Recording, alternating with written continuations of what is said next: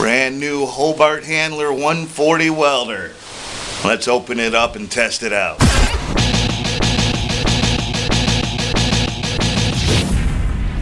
Hey everybody, it's Jason with Heap, a Jeep new family member, a Hobart Handler 140. So before I talk about this, I do want to say thanks to the few of you that did donate to the GoFundMe campaign.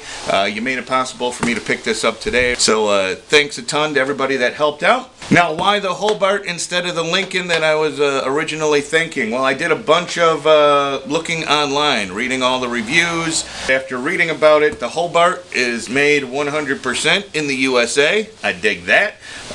Hobart is owned by Miller, which makes the professional machines, and I dig that.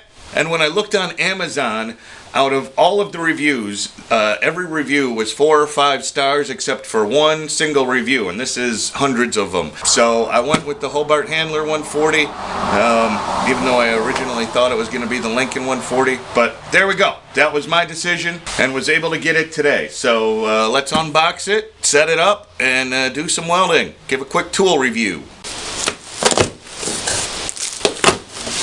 Okay, so right on top, nice looking gun. Then a bag full of stuff.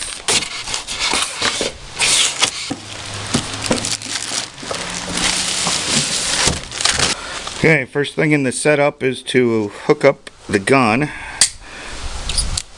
It's got a couple of zip ties on it.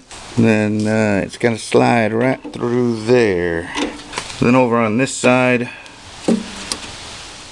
is a thumb screw. Okay, then on the end of the gun you've got these leads that have to get hooked up inside, and it looks like you should be able to slide them right through where the gun goes through.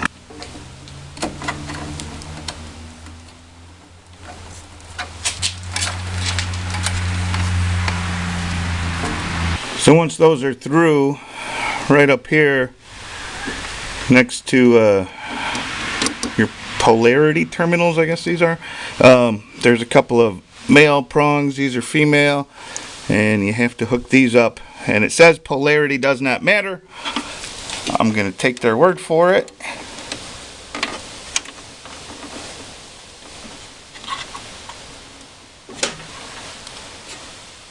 Okay, then we've got to get the grounding cable and the clamp put together. Looks like the cable runs right up through that hole in the handle there. So it looks like there's a nut, a washer, and a lock washer. And according to the directions, you want all of those on top of this cable.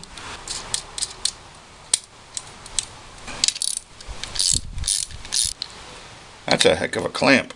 Then the directions talk about the polarity for your leads. It should be set up from the factory for Flux-cored, which according to the manual here, for Flux-cored we want this wire on the negative, that wire on the positive.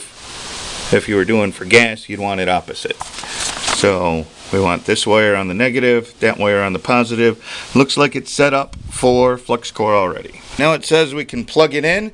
If you're using an extension cord, this was the thickest one I could find.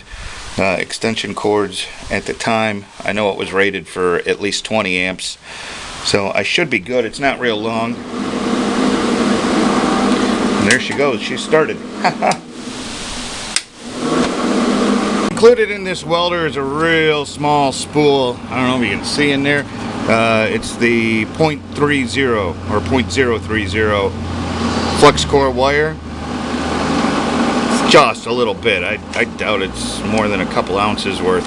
But it'll get you started. I've got .035 Flux-cored wire. This stuff is not the best in the world. I like the Lincoln wire a lot, and it's affordable, and I can get it at Home Depot, but I found this on sale. And it's not horrible stuff. Beats the Harbor Freight stuff, and it was pretty affordable, but I'm going to throw this on there. And to do that, there's an adapter for the great big rolls, and you're going to need, I'm using a 13 millimeter, I'm guessing a 1/2 inch would work too.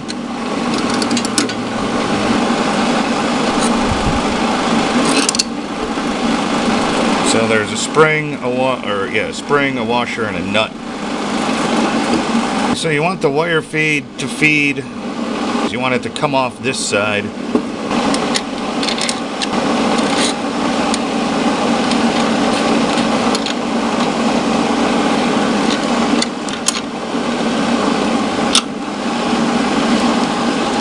So we'll try that. If it's too loose, when you unhook the wire, it's all going to go everywhere. If it's too tight, it's not going to feed real well. So now we need to start feeding the wires. Remove the tip. So here are the welding tips it came with, and they are the .030 welding tips. I've got some for the .035. So here's the ones for the .035. They say right on the tip. They say right on the tip there what size they are, and this one is a .035, but I had to buy it separate. So we'll start feeding the wire first, but then that screws right into there. So you also want to make sure this wheel is set where you want it. There's a groove side that will handle the .030 and the .035 for the Flux-cored, and then a smooth side that'll handle the same gauge wire but for the shielding gases. And since I'm doing the Flux-cored, I want it on the groove side, which it's already set up at.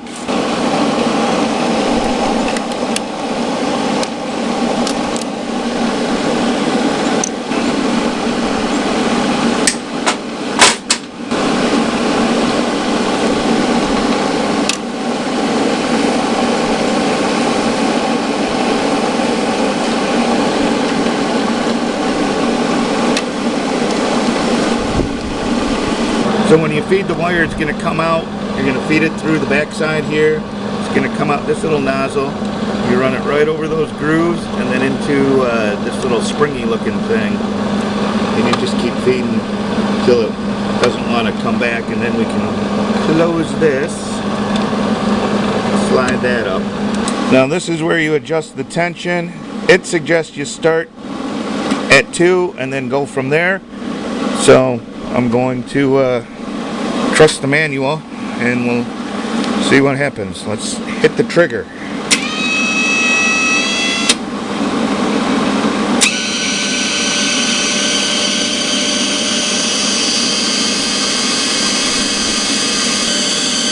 There she is.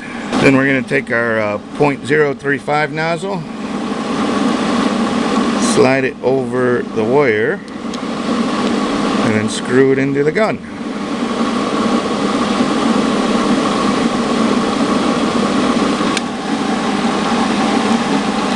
No one's ever told me different. I just have always gone finger tight on those, and so that's what I'm doing. And then you can slide that cap back on, and we should be just about ready to go. So let's try doing some welding.